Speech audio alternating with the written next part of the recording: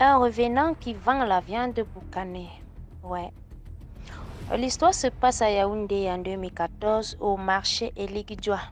Eligidjoa, c'est en allant vers Omnisport, Manguier, un truc comme ça, ouais. Ouais, en 2014.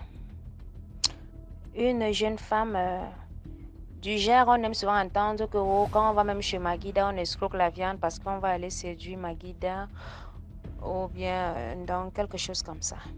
Voilà que la jeune dame est allée un jour au marché, elle a payé la viande boucanée.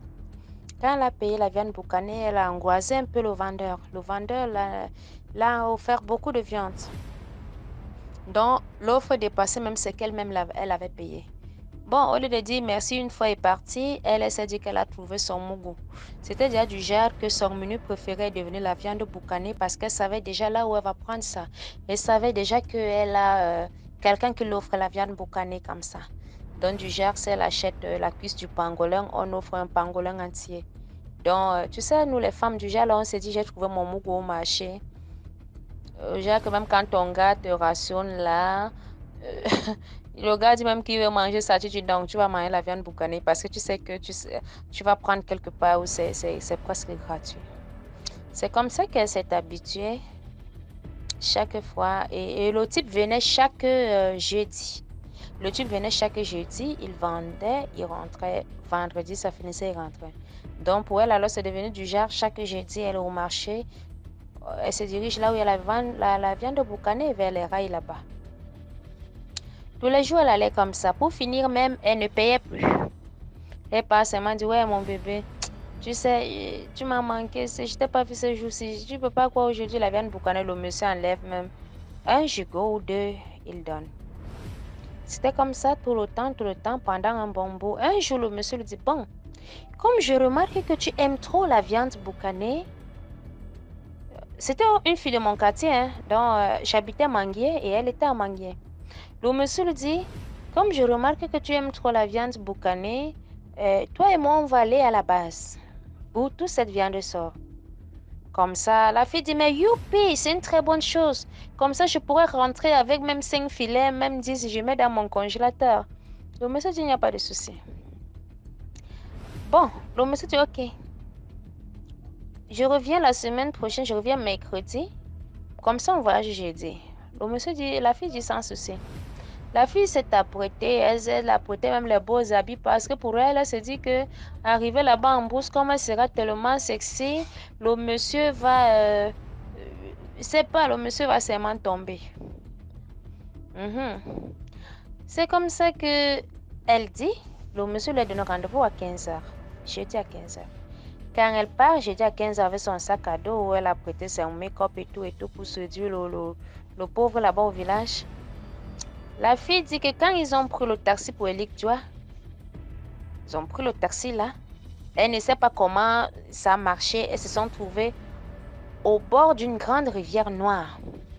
Le monsieur lui dit, bon, on prend la pirogue ici. Elle dit qu'elle n'avait pas peur, rien, elle a dit, oh, sans souci. Elles sont montées sur la pirogue, elles sont parties, elles arrivent. Quand elles arrivent, elle dit que c'était une petite cabane bien frais, glacée. Des cabanes du village là.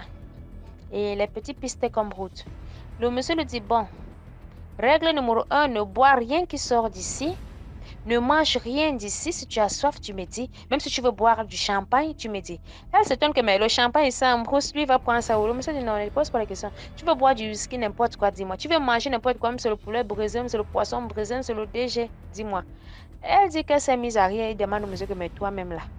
Regarde la forêt comme ça. Il n'y a même pas le courant. Quand tu me dis que je vais manger ça, tu vas prendre le monsieur. Ah, et ça alors de demander ta commande, ça ne va pas apparaître. Elle dit ok, comme dans les blagues, elle dit au monsieur que bon, moi je veux un bon champagne frais avec des glaçons. Le monsieur dit sans souci. Elle dit que le monsieur s'est tourné derrière sa maison. Le monsieur arriva avec du champagne bien frais avec des glaçons. Elle était dépassée, mais jusque-là, elle n'avait pas l'idée de demander au monsieur que où est-ce que tu as pris ou alors la peur, rien. En soirée, le monsieur dit tu veux manger quoi? Elle a dit elle veut manger. Bon, malheureusement, c'est pas la ville ici, je veux manger. Le monsieur dit ne dis pas que c'est pas la ville. Moi, je t'ai dit tout ce que tu veux demander. Elle dit ok, je vais manger un poulet DG. Elle dit que le monsieur s'est tourné derrière sa maison. apporté un plateau du poulet DG qui avait encore de la vapeur qui sortait là. Elle dit qu'elle a mangé, s'est rassasiée, s'est couchée. Le monsieur dit, même si tu veux l'eau, ne bois rien ici, ne mange rien. Tu as compris? Elle a dit oui. Elle dit que c'est comme ça qu'elle dort. Le lendemain, elle prend le balai pour balayer la cour du monsieur. Bon, elle entend les voix qui viennent en bavardant. Le monsieur lui dit, entre, vite, cache-toi.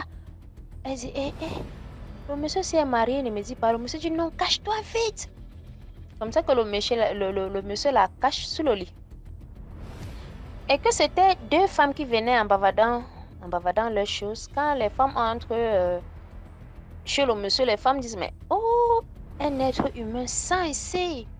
Le monsieur leur dit, non, vous savez que je pars vendre la viande là-bas chaque semaine chez eux. Donc, c'est possible que je rentre avec leur odeur sur mon corps. On dit, mais l'odeur là est fraîche. Oh, un être humain sain. Le monsieur dit, mais comme je vous dis, vous ignorez que moi je fréquente les êtres humains tous les jours. Donc, elle dit qu'elle a compris ça. Mais jusque-là, elle n'avait pas peur, elle ne s'est pas posé la question. Que les femmes ont bavardé, mais comment tu as donc laissé les humains? Il répond aux deux femmes là que non, les humains vont bien, ils sont là. Ils savent même pas ce que les gens là discutent tous les jours, ils aiment bagarrer là-bas, se quereller. Les deux femmes disent, on les avait laissés comme ça, ils ne changeront jamais. Ils ont dit, ok. Si tu pars encore là-bas, ce que tu vois là, tu les salues de notre part. Le monsieur sourit qui veut qu'on là-bas dit, forcément saluer, on ne sait jamais. Les deux femmes continuaient. Bref, les deux femmes ont continué autant pour moi. Elle sort de sa cachette et dit au monsieur que, mais qu'est-ce que les femmes là dit, laisse, n'écoute pas. Après, elle a dit qu'elle veut boire la 33. Le monsieur est tourné derrière sa maison, l'a porté 4,33, bien glacé.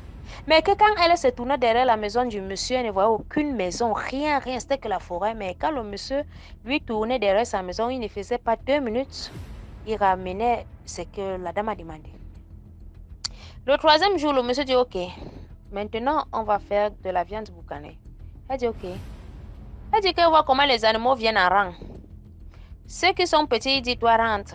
Ceux qui sont gros, il dit, toi viens. Oh, le porc épic là est petit, non, je veux pas. Donc, toi viens. Oh, oui. Toi, le pangolin là, voilà, c'est toi-même que les gens aiment. Qu'elle était là, elle regardait, jusqu'à ce que le monsieur a fini de trier tous les animaux qu'il voulait.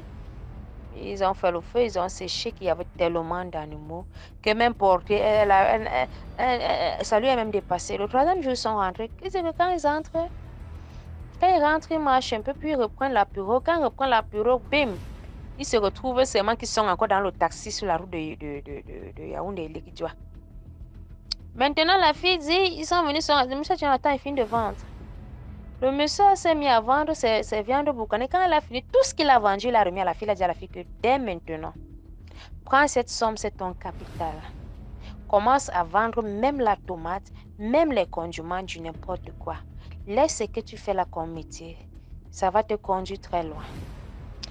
Elle dit que quand le monsieur lui a dit ça, le monsieur a disparu. C'est là où la conscience lui revient que, mais attends, j'étais même avec qui, qu'est-ce qui se passe? C'est là où elle panique, elle commence à trembler, elle crie. Alors là qu'elle a crié, au secours, un revenant, au secours.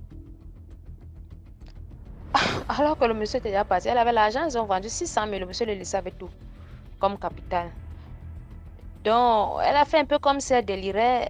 Ses parents, on appelait ses parents, ils sont venus parce qu'il y avait des gens comme le marché. L'Igjo n'est pas loin n'était pas loin de son quartier. Le marché n'était pas loin de son quartier. C'est comme ça que la fille, ses parents prennent la fille, ils amènent au traitement. Le marabout dit non. En effet, c'était son arrière-grand-père. Donc, il a vu la sale vie que sa petite fille menait et ça lui a tellement dérangé qu'il s'est décidé de s'en occuper. Alors, c'est pour sensibiliser mes frères et sœurs parce qu'aujourd'hui, même des garçons sont devenus aussi des gigolos. Hein. Ils sont aussi devenus... il n'y a plus la différence entre eux et les filles de la rue. Comme pour sensibiliser, comme pour dire vraiment...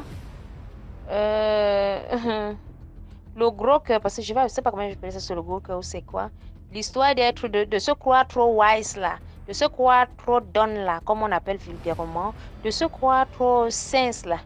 Vraiment, ça peut nous conduire dans le regret plus tard. Merci.